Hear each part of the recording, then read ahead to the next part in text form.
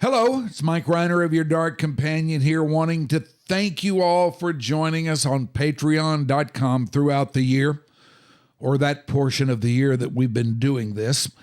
Also, don't forget to check out the Sunset Lounge. There you can find podcasts such as The Clubhouse. The Clubhouse is your one-stop shop for all things sports, pop culture, entertainment, pro wrestling. Who knows what else these guys might get into. I love these guys. They're great. Since 2010, they brought their knowledge and passion for these subjects and so much more to the internet in a way that is entertaining and engaging. Their show is family friendly, so it's okay to sit down with grandma and be a part of all their shenanigans. They are the Clubhouse. They're at the Sunset Lounge. Nobody would have thought that I would be the one. Rhyner, sports talk. Baseball, baseball, baseball, baseball. Oh, with the big mic. Oh, okay. All right, yeah. Okay, now I get it. Isn't that a lightning strike, boys? What happened over there, Grego? We had a little lightning strike right outside the window.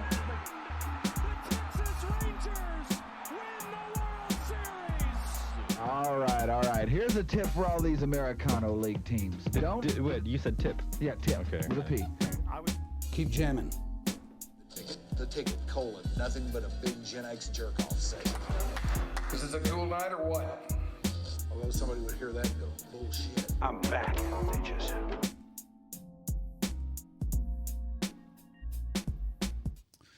Hey, kids. Rock and roll. It is another episode of Your Dark Companion. We are live today, coming at you via the miracle of carrier pigeon and other such anachronistic devices. Good to have you out there with us. I would be Mike Rhyner. We have Ashley in here. Mickey and Becca are here as well. And today it is a very, very nice day here in the D. It is sunny. It is not terribly hot just yet, but it's on its way. It's getting there. Let's see. The date is Wednesday, April 23rd.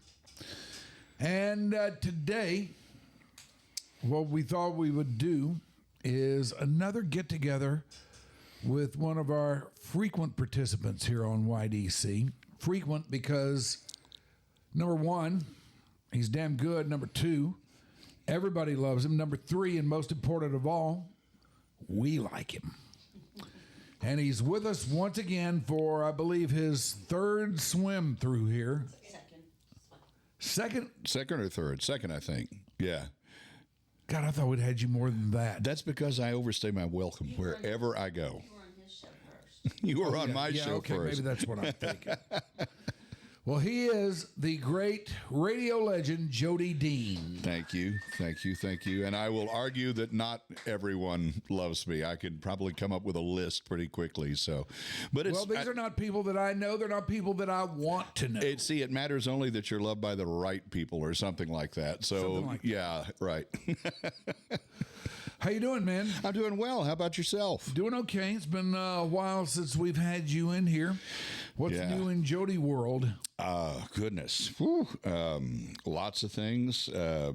People ask me when they use that retirement word. I have no idea what that means. I have a daughter who's in her sophomore year at college, and so I never get to retire, and I wouldn't know what to do if I did. So I get to do everything now that I didn't have to put off or resist when I was waking up to do a morning show. And it's a long list. So I get to have a lot of fun, basically. Well, that's good. That's what it's all about. Yeah. I mean, if you're doing something that you can't have fun in, then you shouldn't be doing it. You know, we may have talked about this before, but there was an actor when we were kids, and he was on every show imaginable. And the Andy Griffith Show, Leave It to Beaver, Dick Van Dyke, you name it, just about everywhere. And he was an old geezerly looking guy, and his name was Burt Mustin. And he was on the Tonight Show all the time. He looked like Tweety Bird at age 90. You know, he had this huge Adam's apple and bald head and bug eyes. But he was a sweet, friendly looking man, had a great face for the camera. And up until he was about 67 years old, he'd worked as a retail salesperson. He'd done a little vaudeville back in Pittsburgh where he grew up and got married. But he'd, sold sofas most of his life, done some community theater here and there.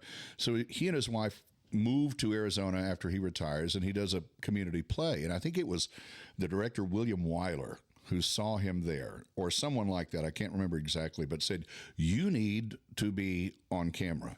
And so between the age of 67 and when Bert died at age 92, he made 150 films and TV shows. And from that, I watched this guy growing up, and one day I happened to go down the IMDb rabbit hole, and just start in there. He popped up, and I started reading his story, and I thought, make your third act the best. Because if you're writing a play or a script or anything like that, you want to send the people home with a strong third act. And so many of us just think, through the end of Act 2, but we don't ever think about Act 3. What are we going to do then, and how long can we do it? Yeah. And as long as we can, shouldn't we enjoy it? So that's kind of where I landed. And as my younger son said when Radio and I parted ways, he said, Dad, they did you a favor. And he was right. Did you think that at the time? He was very persuasive in his argument, and I kind of made myself believe him. And upon further review, I'd say he was right. And I should have. It's a wonderful thing to be in a position where you have kids that not only you will listen to, but are worth listening to. Yeah. And when you've got someone, I know you've got one of those, you think, geez, they didn't get this from me. This wisdom came from a much larger team than just I. And so, I kind of did, but I didn't want to admit he was right, I guess, at the time, because I was mad. And I'm still mad, because all you have to do is look at the industry just in those few years, and it's been 6 or 7, I guess, I don't really count, but somewhere in that neighborhood, and it's changed even further since. So, they did me a favor. He was right. Yeah, you and I are about on the same trail. Yeah. Maybe for a year or two. Yeah. I think you got out a little bit before me. Yeah. Yeah, and it was remarkable to me, and still is, that some stations, among them the Ticket, and it's so much of it is based on talent and people. When you have an enormously deep pool of talent and folks who want to be someplace, you can survive a lot of corporate mischief for a long, long time. Yeah, you can. And but eventually even that begins to wane, because I was talking to one of the preeminent meteorologists in town, and I won't name him because it would embarrass him, I'm sure. But I said, how are you, these days? Because the National Weather Service and NOAA and the fun cuts and all of that whole thing, they're getting less data to work with, and so it makes forecasting harder, and it makes it difficult to do. I mean, imagine you got to go on, do live TV for 6-7 hours, and you're not getting fed the data you used to. It can add up. And so I said, what's it like in your world? And he got this look on his face. He was not a happy man. And he said, it used to be you'd go down from your place to the studio, and there'd be like 3-4 cubbies of people on the way, and they'd be full. And now those people are gone. And we have one camera operator during our 6 and 10 o'clock newscasts. And we have no prompter operator. You can see them all working their prompter. And okay, so you got to learn to multitask. We all do. We get that. But what you lose is that connectivity within that organism that drives you to be better. Hey, I want to look good because there's 6 people I walk past every night on my way to put the mic on my lapel. And I look them in the eye every day, and if I screw up, then I'm messing with them. Yeah. I don't want to do that to my teammates or my friends. And, those folks just aren't there anymore. And, he said, I've got a long-term contract, so I'm okay. But you could tell that this is not the business he signed up for anymore. No, it's not. And that applies to probably every form of media as we once knew it that there is. Yeah, and I think a lot about that too. The talent's still out there. It's just farmed out to different places that were more accepting. Radio got to a point where it only listened to the imitation is the most sincere form of flattery. I mean, that's why you wound up with 1,000 Limbaughs, because one was very successful. Mm-hmm. Or any other product, a Stern, an Imus, whomever. they were imitators out there who were all too ready to say, well, we can sell more soap if we just get one of Yeah. fill in the blank. Yeah. We can find a guy who sounds like him. Right. And so, when it became, as Ron used to say, as Ron Chapman, my mentor, used to say, all about the stock price, then that emphasis from the creator and the creatives shifted to what do we get out of it? And whenever you start moving down that road out of time, only what do I get out of this? What can I get out of this? Then you're on the clock. Because best example, and I actually said this in social media the other day, is that if you want to see an outfit or you want to see the results of what happens when you forget about your customer, I give you the Dallas Mavericks. Yeah. Yeah. And if you're going to sit there and tell me that you had no idea that your fan base was going to absolutely go through the rafters at getting rid of a generational player, then you have no business being a general manager of a hardware store, let alone an NBA franchise. Well, let's jump into that pool because it's something I talk to everybody these days who comes in here about. Yeah. Where were you when you got the news that Saturday night? I really don't know. I think I was at work. I got called about a year ago to come be the king at Medieval Times because they needed somebody who could bellow and sound like he meant it. And I was loud and large, and I got free horseback riding lessons. And we'll have to get into that because that's been the most revelatory thing in this part of my life. All right, right quick. Give us a little Medieval Times shtick. Well met, dear friends. The Queen and I are most pleased to have you at our tables. That sort of thing. So, yeah. It is masterful bon mots like that have put him where he is. So instead of Jody Dean, what should we call you? King Ramiro. It's Ramiro. Actually, they put a lot of work into this. And they've been around for 34, 35 years and survived a pandemic with live theater. And I tell people, I started in rodeo at Billy Bob's, Texas, and now here I am in rodeo again. It just happens to be 11th century rodeo. Everybody there, I work with people half my age. They're brilliant actors and performers and stunt artists. And it is, there's never a day I don't go there. I don't learn something. I learn something every day. I ride the most majestic Andalusian stallions you've ever seen that let me work with them. It actually moves me when I think about it, because here's this 1,100-pound creature that if it doesn't want to do what you want it to do, it's not going to. No. And there's nothing that's going to make it. So you have to develop 1,100 pounds gives you that right. Yeah, and boy, they bite, some of them, but you get up there and some people go up there and good boy, and whack them on the shoulder and that sort of thing, and others come up and give them a good scratch behind the ears when they do something right or give them praise, and that all works. Me, I go up there and I just put my hand on them and I just connect with them in a way that I didn't know I really could with anything that large and living. And I bribe the hell out of them with sweet baby carrots.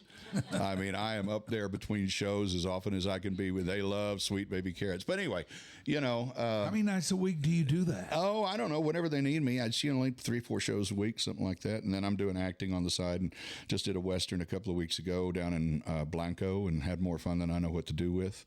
Got to play a old marshal looking for his replacement, and dress up like Barry Corbin, just kind of act like him. You're doing it right. Not that I'm surprised, but you are. Well, it's not, some of this stuff. Nobody's going to get rich. I mean, if it ever happened, who wouldn't mind that? But I had my shot at all that during radio and television, and it was all great, and it was fun, and it accomplished a great many things. I hope most of them good, at least some of them good. But this at this point, if it's not fun, why worth bothering? Why? No. I just don't have the time, That doesn't mean we get to do fun things until the day we die.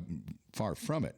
But I sure do appreciate stuff like that more than I was able to when I was putting in 11, 12 hours a day chasing the lost chord. Yeah.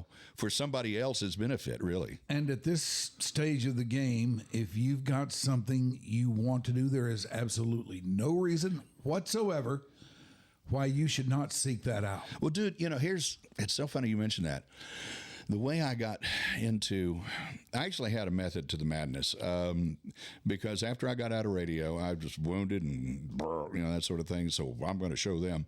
And I went running off to an agent or two, and I talked to them, and they weren't discouraging. I won't call it that, but they definitely find out who's the pretender and who really wants to try to do this.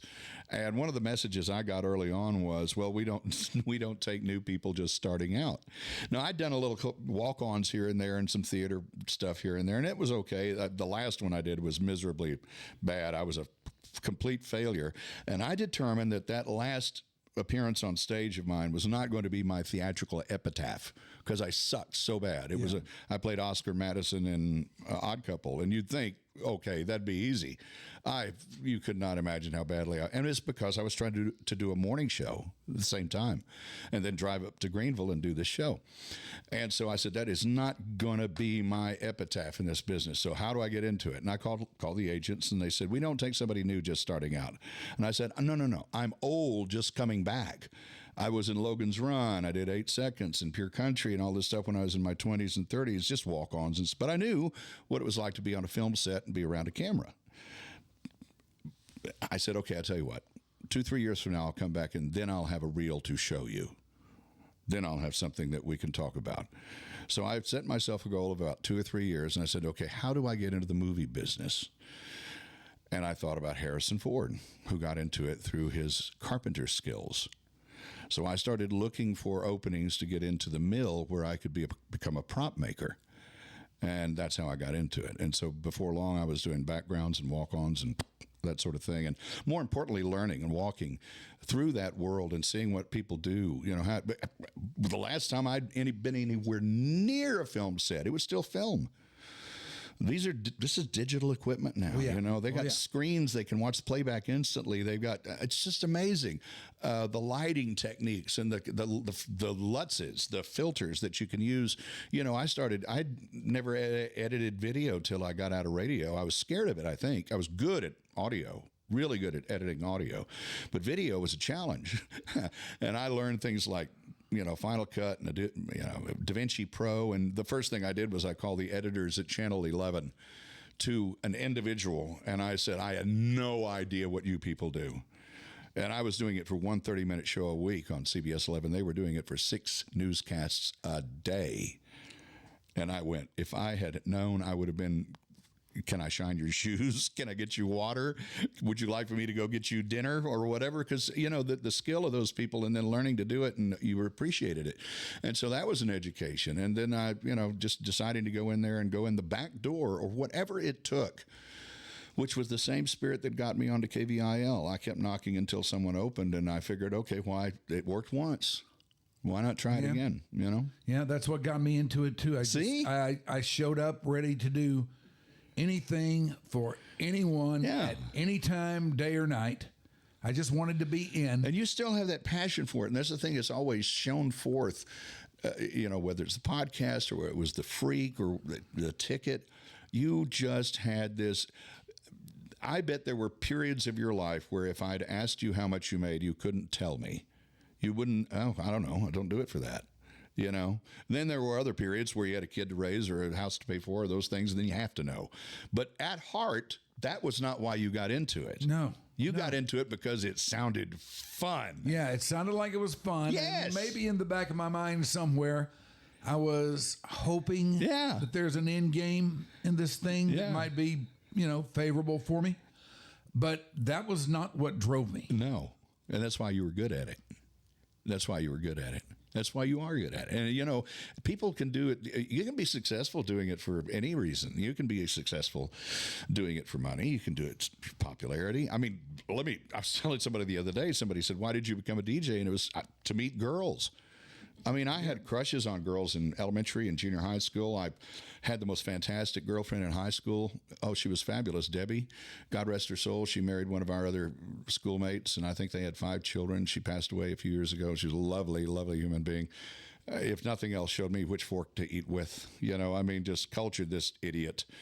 And she was a gracious human being. And but other than that, you know, if I was in a club or anywhere else, I was terrified. Or if we had a party, I was on the other side of the wallpaper. But if I played the records, they had to come talk to me. Yeah. And they want to hear I Go Crazy by Paul Davis. Hey, this is for you, Brittany. You know, I mean, it was like, yes, who didn't invent a job like this? So, yeah.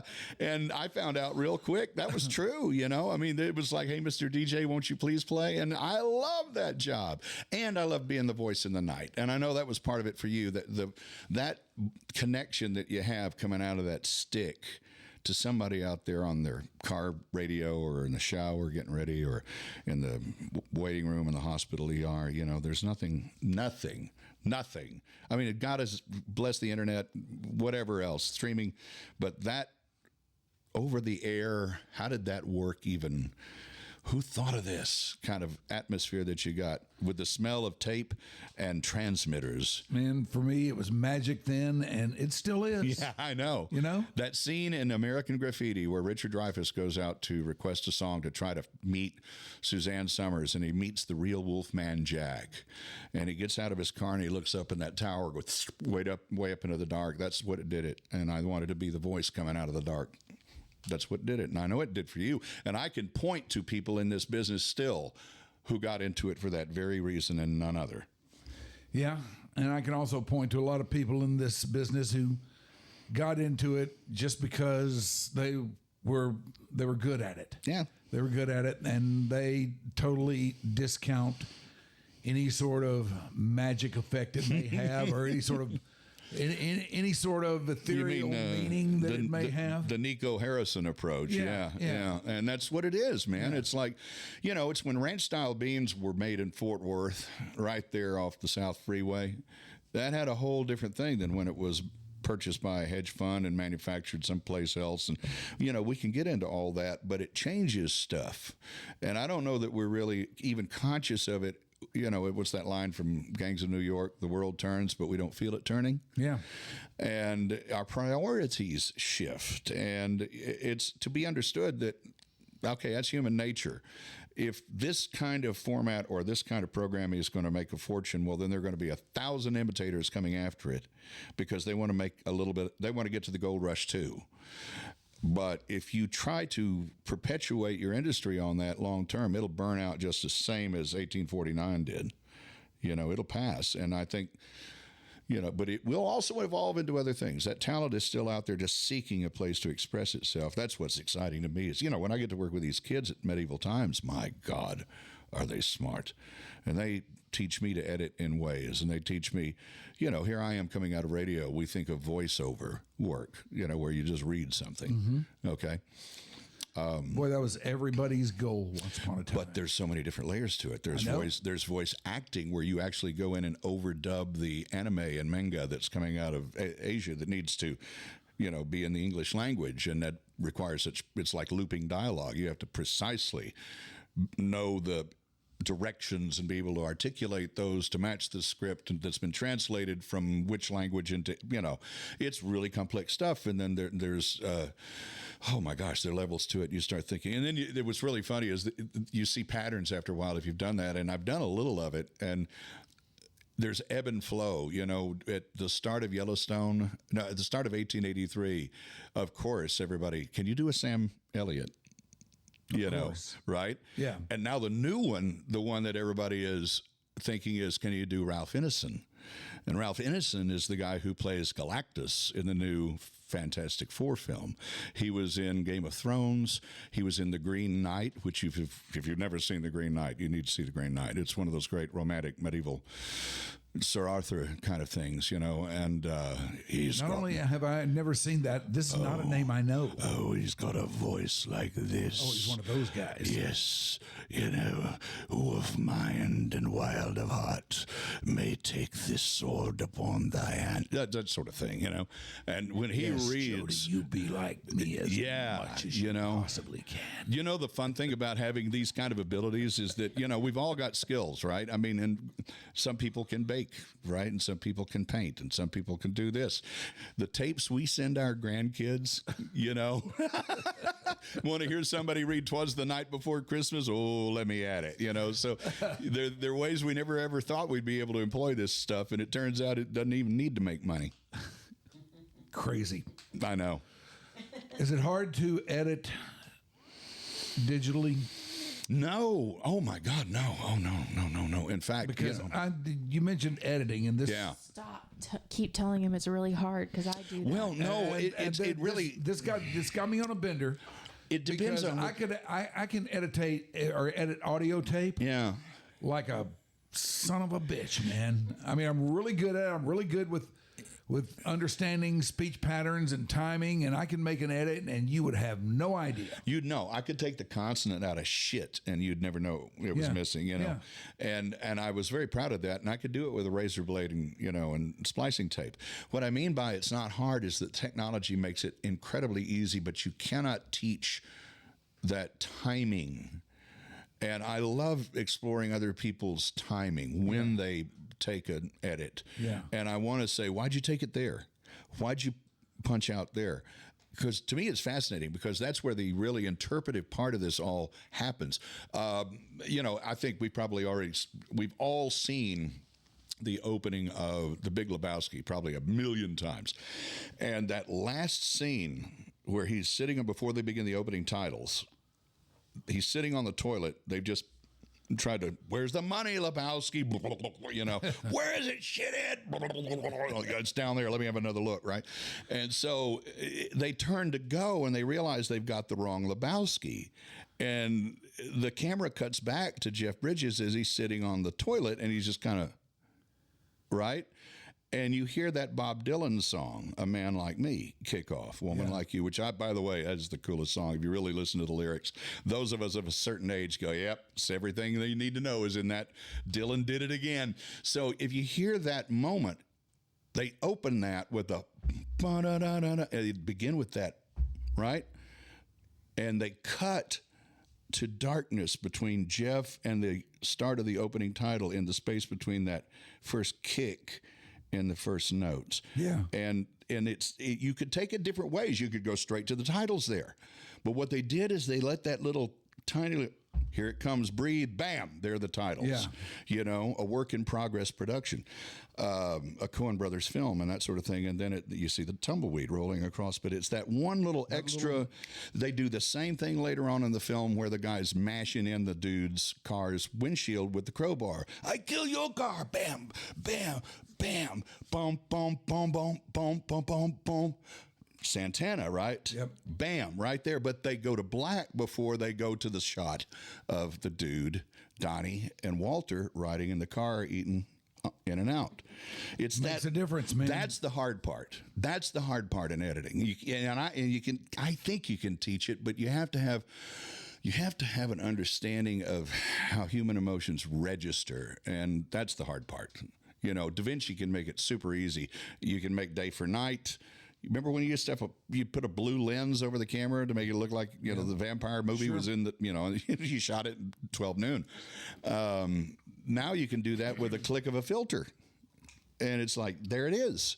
But you still can't get the timing right of that scene. That comes from in here and there. So He is the great Jody Dean, and we will be back with him momentarily. But first, riddle me this. What if you could free yourself of pain, anxiety, and sleepless nights? And what if you could do it naturally?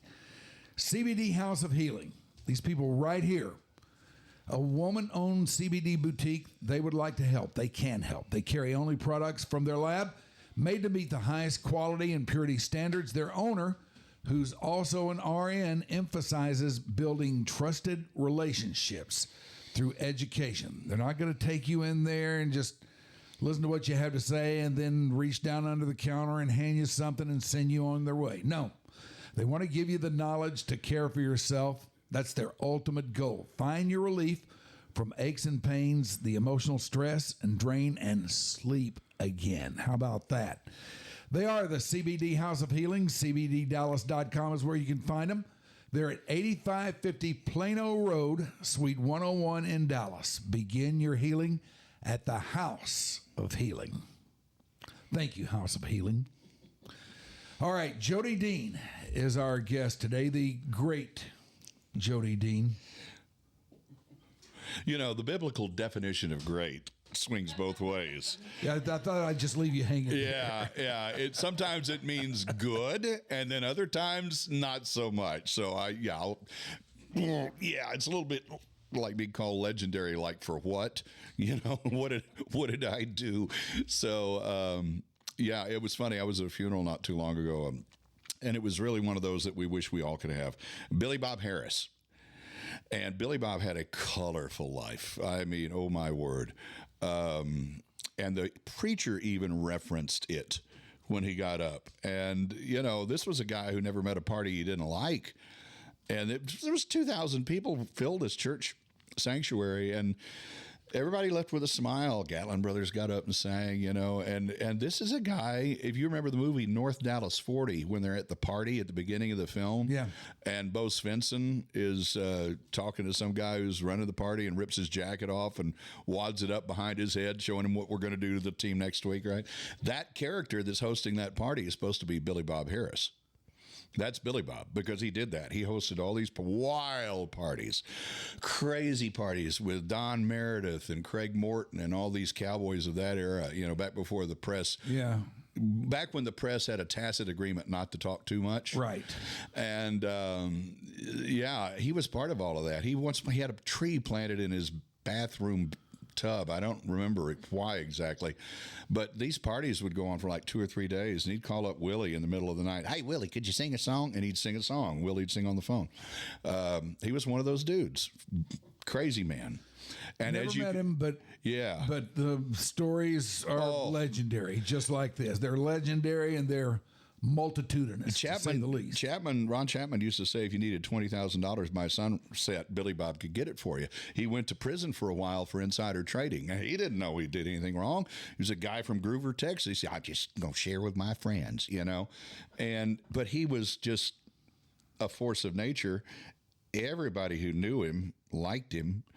And, there was a lot to forgive there, but it was really cool to see a guy like that who lived as broadly and loudly and wildly and crazily as he did get such a noble farewell. And, when you see that, you think, well, and he also was really nice in how he treated people. He was a great encourager. He loved to encourage people, and he was constant about it. And I think that was a big part of it too. But you think, okay, how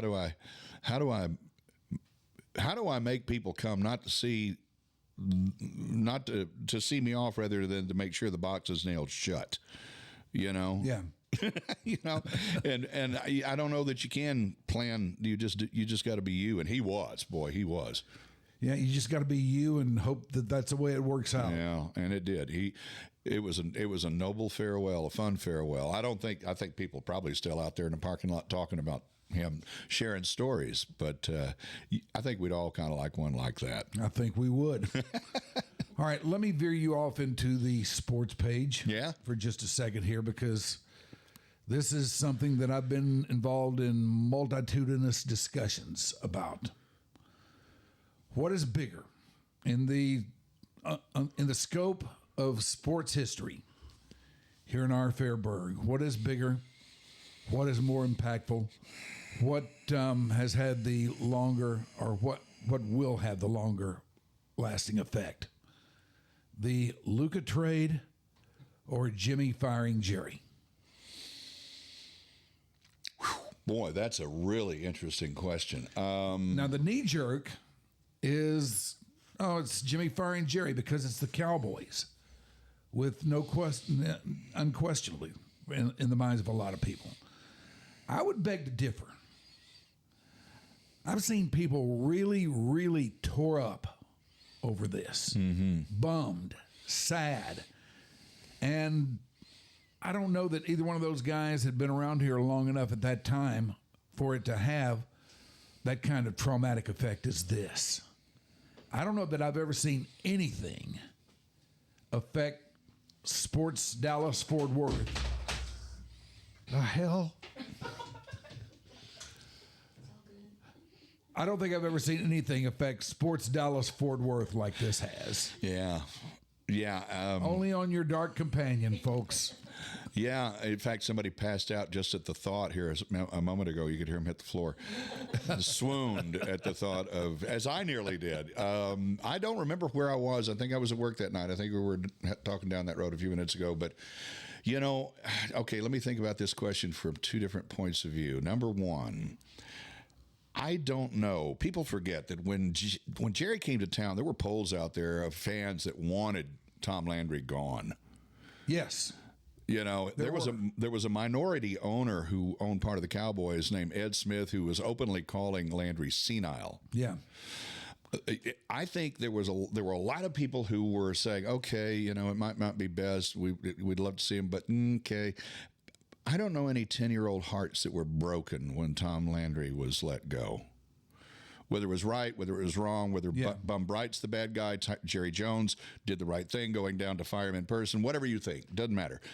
I don't remember a lot of 10-year-old hearts being broken when Tom Landry was let go.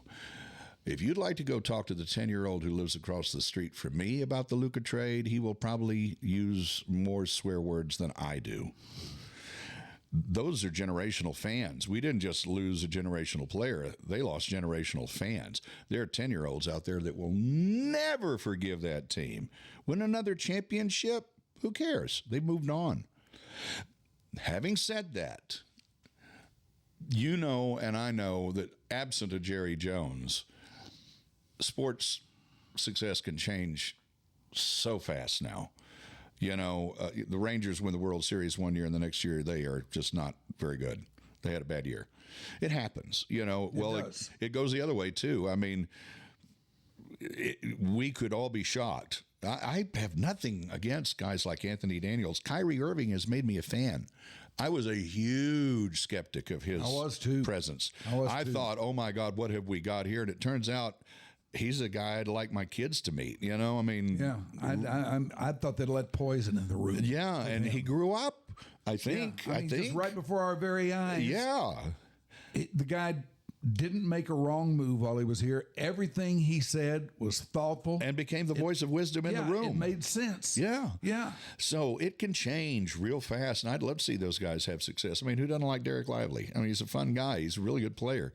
These are some good dudes. And I think that's always the thing, is that if you look at championship teams, even the bad ones have people of good, fundamentally good character. The Cowboys of the early 90s, the Cowboys of the late 60s, early 70s, the Rangers, the Mavericks, those teams all had the right chemistry. Mm-hmm. It's like we were talking about Corey Seager's leg injury, and will Josh Smith replace him at shortstop for any length of time?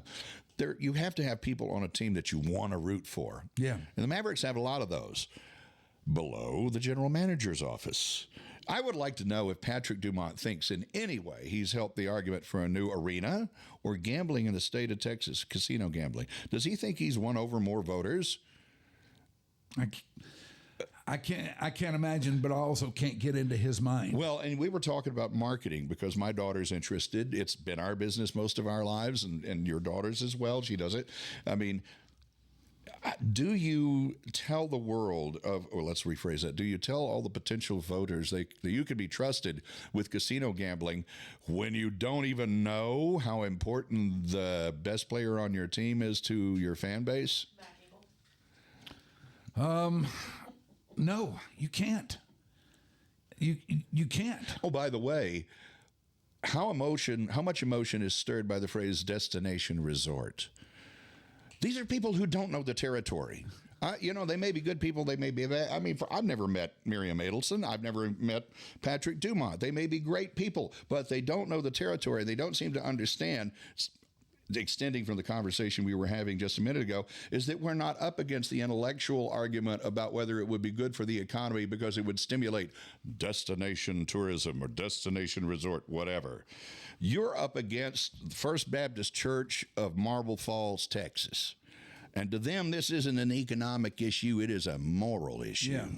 And until you understand that, your little cutaways of the folks driving around in their trucks talking on their cell phones while they shouldn't be driving, Mm-hmm. Don't talk when you're driving. No.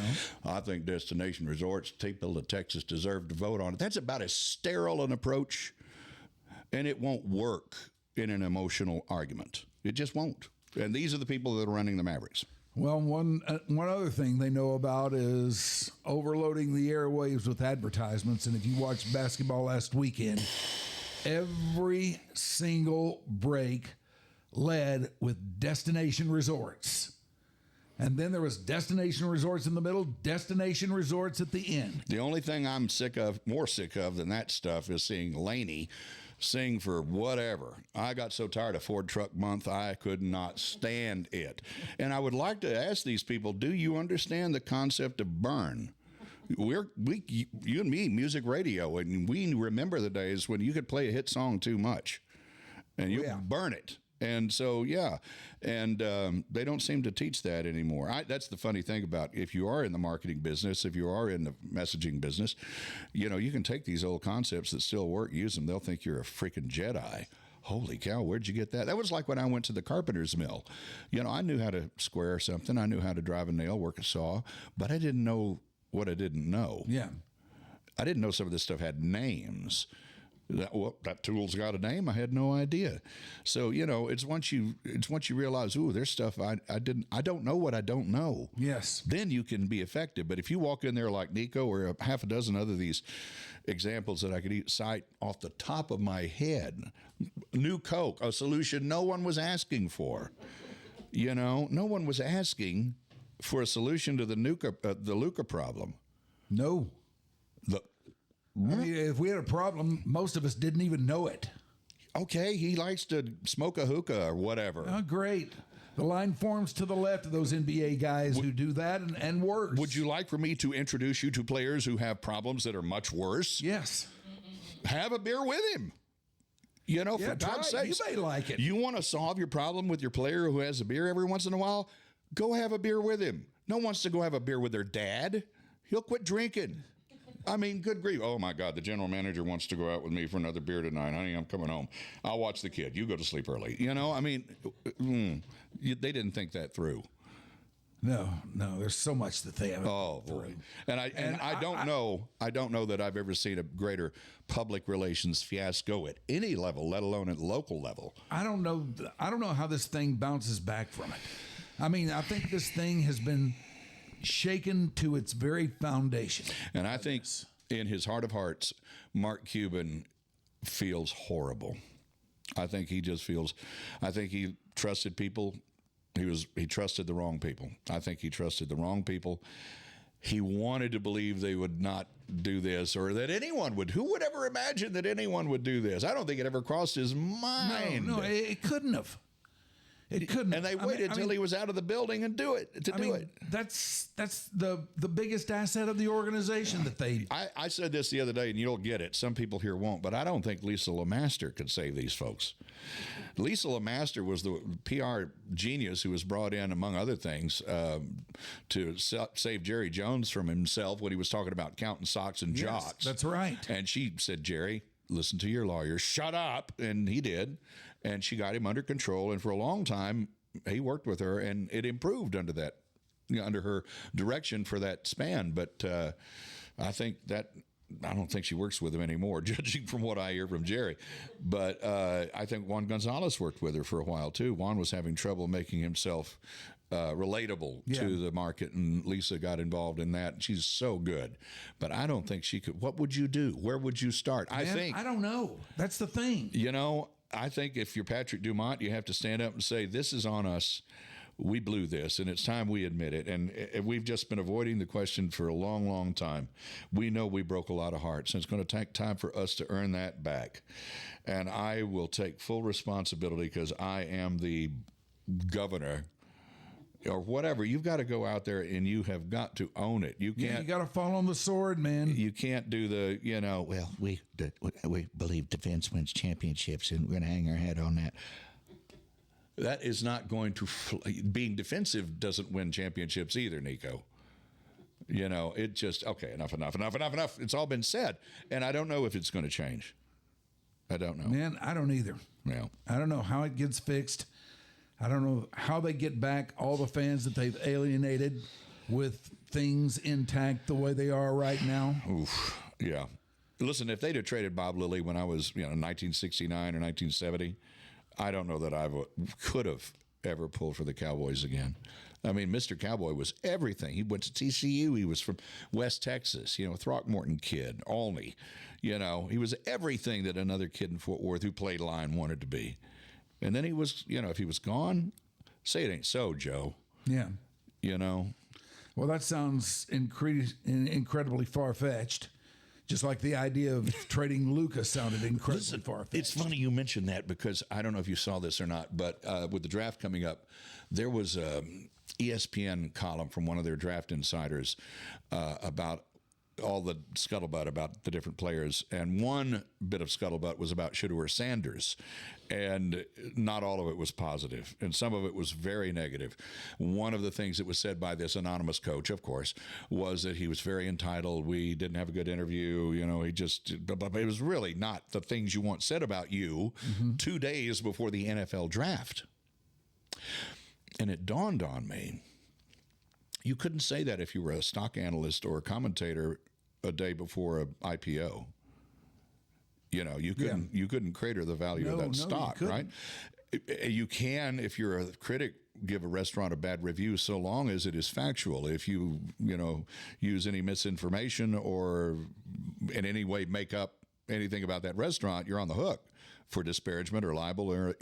How long is it going to be in the world of NILs where we have college quarterbacks holding out for more money?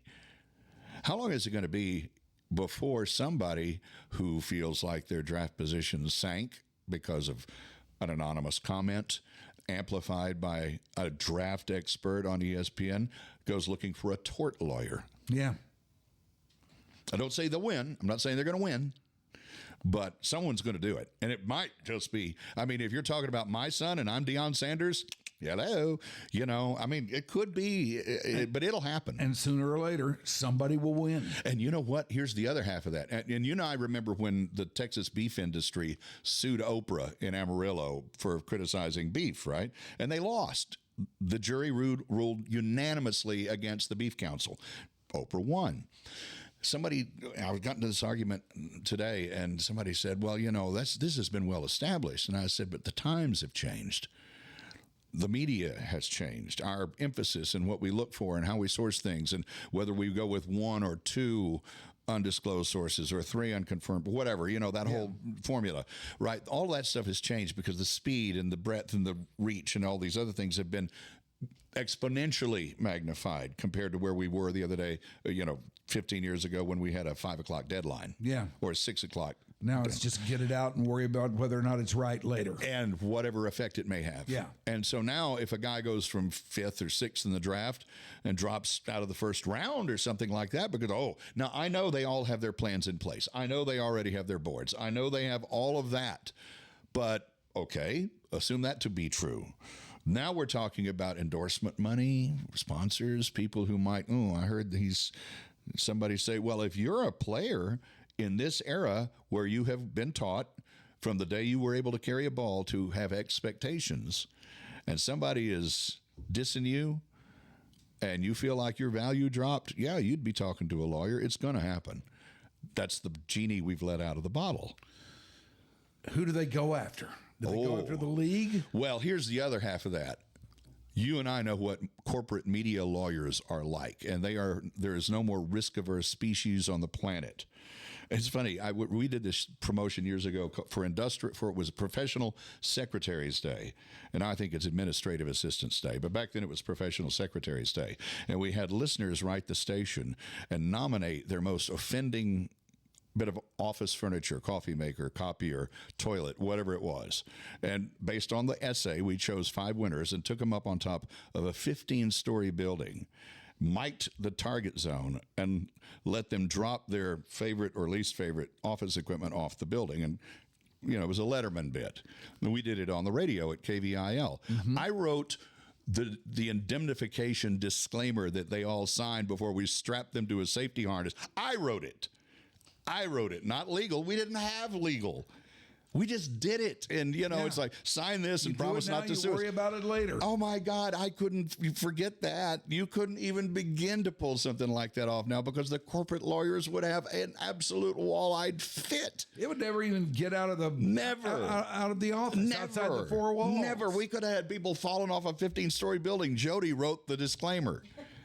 The whatever. And that's what's changed. And so, you think, okay, how could that... I put it this way. When somebody said, well, that can't happen, they'd lose. I said, would you bet against it happening? No. Can't. No. Can't. Now, would they win? That's for lawyers. Yeah. But could they sue? Well, you can sue over anything. So, the world's changed. And I think the rest of us are just swimming hard to catch up. I don't even know what to think about college football, about the shape of it right now, about where it's going. I just don't know how interested in it I'm going to be able to get this year because it's mercenary. This is not the animal that I know. It's so mercenary. Yeah. And believe me, I'm a firm believer in players being compensated because we all knew people that they literally played their minds out, and what did they get? And it's hard to watch. If you're going to give and don't give me that free ride bullshit. No. It doesn't even billions and not billions. About the free ride. Yeah, the billions and billions and billions players brought in didn't even own their own names and likenesses. The NCAA is making bank. It's gotten completely out of hand because it's gone the for other way. Name, image, and likeness. Yeah. And we're paying people to play instead. Well, it's funny because you've heard people compare it to the tsunami of NIL, right? The change is a tsunami. When you have a mega tsunami in like a fjord in Norway or someplace and part of a mountain slides off, that water all goes to the other side of the fjord. And then it comes back to this side. And then it goes, but each time it comes a little closer to level. So I think that what you're talking about, it's not, you can't sustain it. It's just not. When you have, was it Baylor? Was it the Baylor basketball team? Not one player returning. Not one.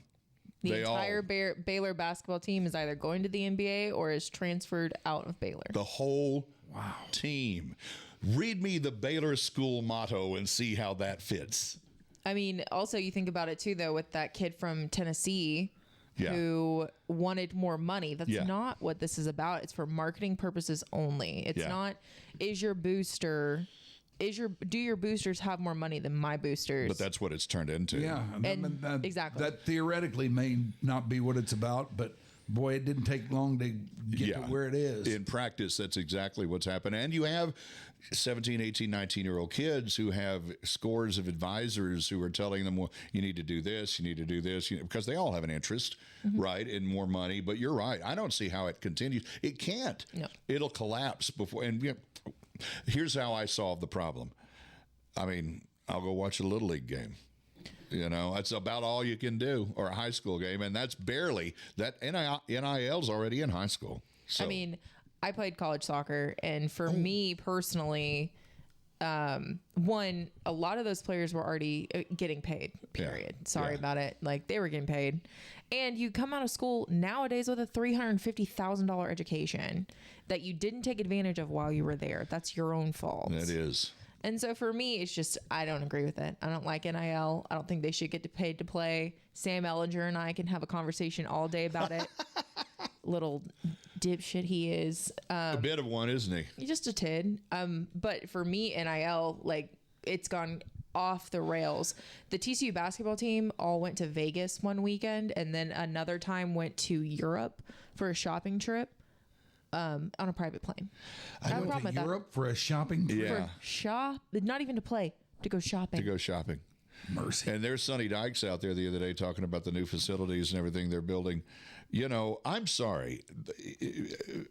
I love sports and athletics as much as anyone, but when the highest paid public official in every state is a coach, something is wrong. Oh, yeah. And, TCU is boasting. I went to school up Berry Street from TCU. My daughter goes to Tech. We have some deep Texas roots here. That whole block that goes from Pascal High School down to TCU used to have some really cool jewelry stores and cafeterias and merry-go-round burgers and places like that, the stables and some really neat college stuff. And now it's all going to be luxury. It's almost a luxury resort. Luxury. And I'm like, okay, where does the Christian part of the mission fit into the annual or the semester per semester costs? How does that jibe with the Bright Divinity School? It doesn't. And I hate what to they'll do is change the T in Texas Christian University. You mean the C? No. Oh, the the T. T from Texas to Tesla. Oh, Okay, that's funny. 71% down. Oh my God! You saw that, right? Earnings Yeah, 71 yeah. down 71%. Geez, you couldn't do that if you were the president of Odyssey Radio.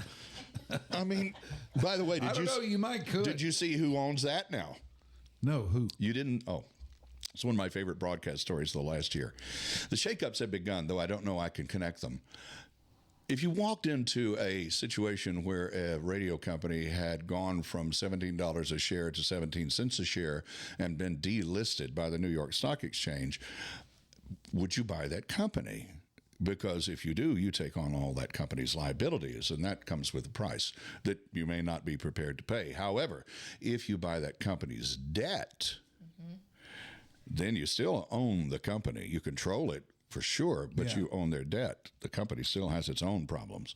Well, that's exactly what someone did at the end of last year, just before the Trumps came to power. You guess who owns most of Odyssey now? The Soros family. Yeah, that was a big thing. You cannot imagine how much I enjoy that. And the reason I enjoy that is because the people who were there, it wasn't that they were left or right or red or blue or any of those other things. It's that they were green. That's the only thing that motivated them. And they saw those properties as printing presses and did, frankly, back into the 90s when Mel Karmazin was buying up everything. He saw them as a way to print money. And so here we have the final distillation of all that with a CBS radio twice removed being delisted from the New York Stock Exchange. And in that almighty pursuit of selling soap, at the sacrifice of the people who were best able to dig them out of their ditch, they wound up being owned by someone that most of the people in that realm consider the bad guys. There's something very poetic about that.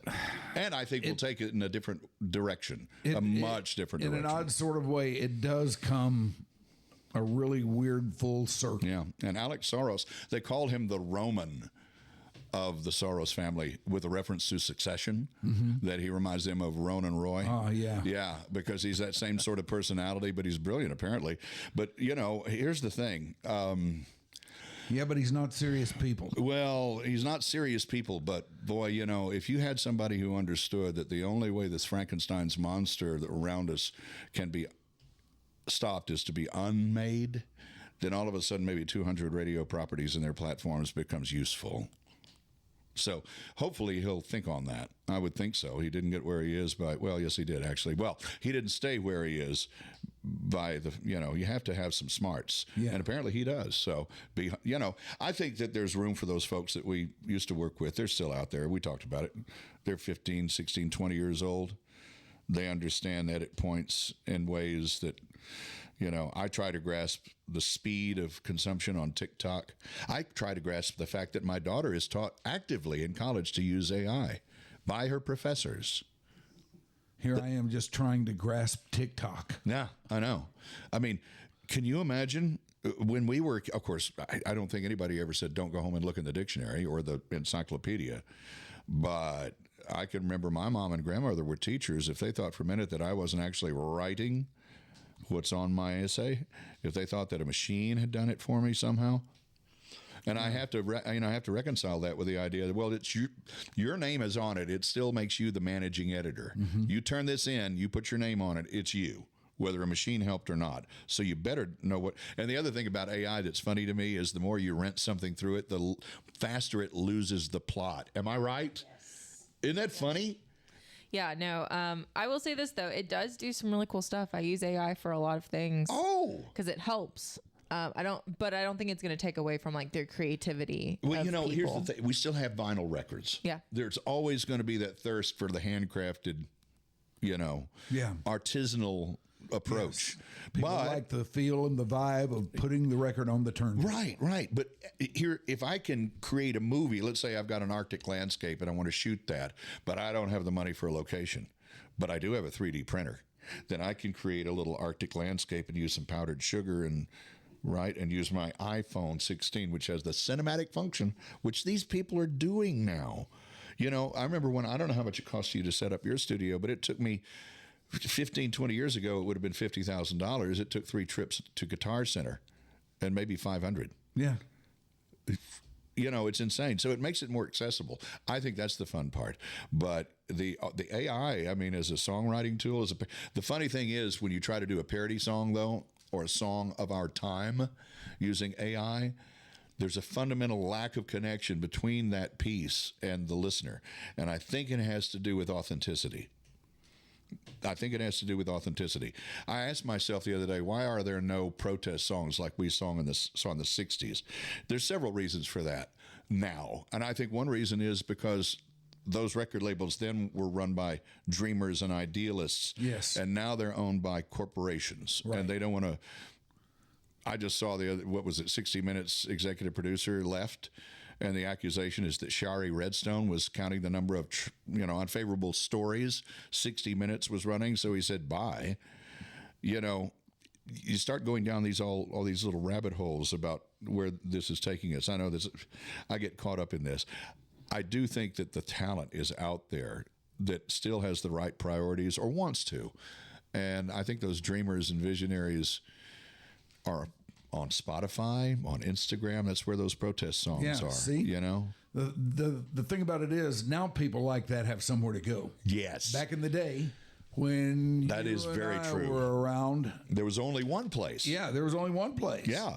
And if you didn't get it done there, good luck, right? Yeah. Now there are actually more avenues to expose your art, and it's out there. I'm hearing it, but don't expect, there's not going to be another. Oh, I've seen some good documentaries lately. Laurel Canyon stuff and how that whole scene got going. And I've got to recommend one to you too while I'm thinking about it. If you've not seen Trainwreck, Woodstock '99, you need to see that. Yeah, Did you see that? I finally saw it. Yeah. Holy moly, the things that said about us, in that time span, and how much we'd changed as a culture and what happened as a result. It took my breath away. And I've heard some crazy stories, we both have, because we've been around that business. But that was like, oh my God. I've never felt better about being a part of the generation I'm a part of than I know. after watching that. Oh, that's perfectly said. I am so going to steal that. That is exactly right. Yeah. I'm glad I missed that one. Oh, my God. Jeez. How do we get off on all these subjects? Well, I thought we just get in here and riff. Man. That's feeling. why I love having you over here. I had a feeling you'd seen that one for sure. And what was the other one I saw? It was about the Millennium Heist, about the attempted diamond theft when the Millennium Dome in London. It was about 2000, I guess. That, but I haven't seen it yet. Yeah. Oh, you got to see it. I won't give you the MacGuffin, but it is one of those that What's it called? I think it's called the Heist, or the Millennium Heist. Okay. And because the Aussie is so good, because we can't watch the news. I mean, I live with an Aussie. I don't know how many times a person can say "fuck" in one day, but we must be nearing a record. And Aussies they give you their full opinion. So we wind up watching quite a bit of documentaries, mate. Yeah. And this one's a real good one. I was the Millennium Heist, and it's always like, why am I doing that voice? It's always fun to see. This is heat level thievery. Yeah. I mean, for real life stuff. Oh my God, you got to see it. You got to see it. I want to see it. And I want to have you back in here again anytime, real soon, man. Anytime. He is the great Jody Dean. This is what we do. He comes in here, we sit down, we riff. We don't know where it's going. Where it's going. Yeah. That's the great thing about Jody. He can take it anywhere. Well, and I just struggle to hang on and follow. It helps when you had caffeine, too. Yeah, it does. All right, well, thank you for watching Your Dark Companion today. We would love to know what you think of us. We are all over the place out there on social media, so you can hit us there at any of those places and tell us, well, I like this, but I didn't like that. Or I liked your T-shirt one day, I didn't like it the next. Whatever the case may be. We want to hear what you think about this thing.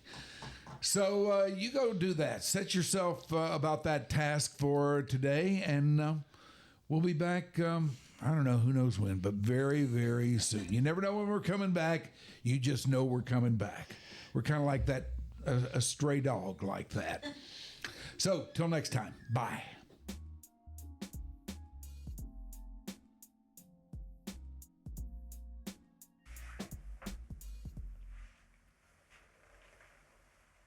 All right. I'm going to go take my pants off.